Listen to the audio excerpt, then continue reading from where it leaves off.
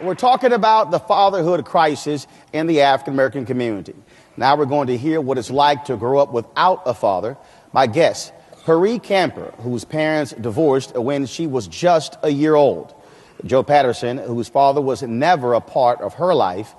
Cassandra Malone, whose parents divorced when she was 5 years old.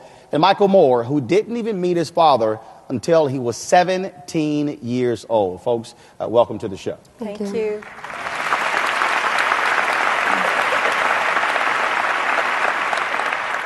One of the things that we've often heard when it comes to divorce for the couple is that it's considered a living death, if you will, because you split up, you're still having to see that particular person, see children, and then you're apart.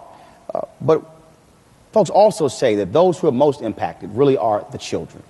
And so going through that, what was it like having to deal with parents divorcing?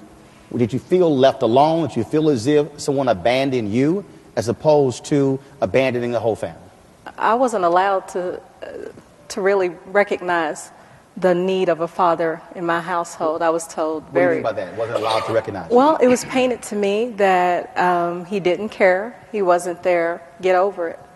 And this is your life. This is the way it is. I'm mama. You get everything you need from me. And your dad has done nothing for you, has never cared about you. That's the story that I was told. But your mom said get over it, but you didn't.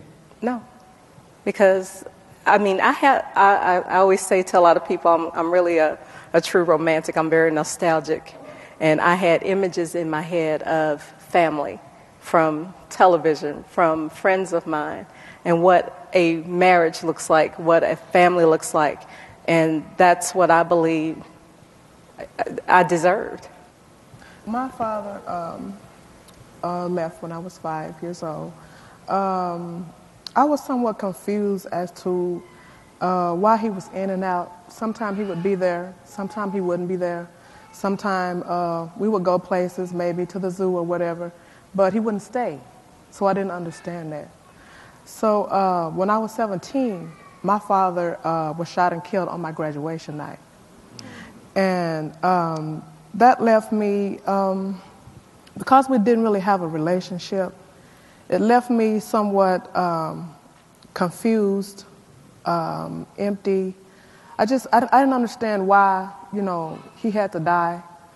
So now, was he at your graduation earlier that day? No, he wasn't at my graduation. He wasn't there. So on that night, you found out he was killed. Yeah, at a party. I was actually running from one end of town to the next end of town trying to get there, and I didn't make it in time.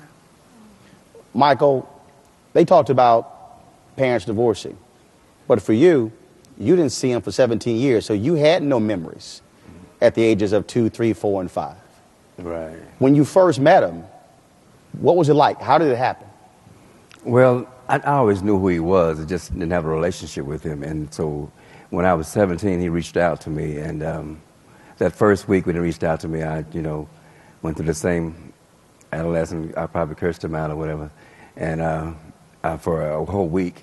In that second week, I listened to him a little bit, what his explanations were. And by the third week, we were just, we were going to lunch and dinner, and it was over. Now, he reached out to you, but in those 17 years, did you make any effort to reach out to him? No. Your mom allowed, was it a matter of you're not allowed to, or you said, I don't want to? I didn't want to. After 10 years old, I didn't want to have anything to do with him, because I've always been, you're going to be like your dad, you be like your dad, nothing, just like that. So I didn't want to reach him anyway. So when I was 17, the story changed. He did actually want to be in my life, just wasn't allowed.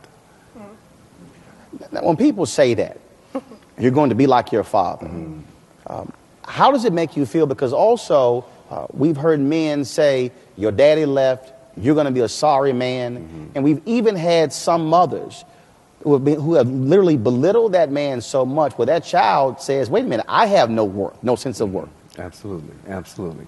And I was that child. I was just full of just rejection the whole time. I was rejected. Even when he wasn't in my life, I still felt rejected. Whatever reason it was still rejection from your father and rejection from your mother, because everything bad was him. Was it a struggle for your mothers, the extended family, trying to care for you beyond just trying to provide for material things, but also that love, being able to hug, being able to share with somebody, having the level of intimacy with a dad that boys and girls both need? It was a struggle for me because my mom, she's not an emotional person. I'm very emotional. So I can say I love you all day. I mean, you say emotional, because some people are emotional to the point where you're like, okay, you need to calm down. Oh, no. But I'm not overly emotional. But you mean in terms of loving, hugging, exactly, things I'm along very, those lines? Right, intimacy with her. Lack of intimacy. Gotcha. Exactly. And so, therefore, she was so strong and so independent to where we didn't share that intimacy when I was younger. My father abused my mom. So I think at some point she didn't know how to feel. So I never really felt loved by her the way that, a mother would love her daughter. And I believe it was because of the abuse.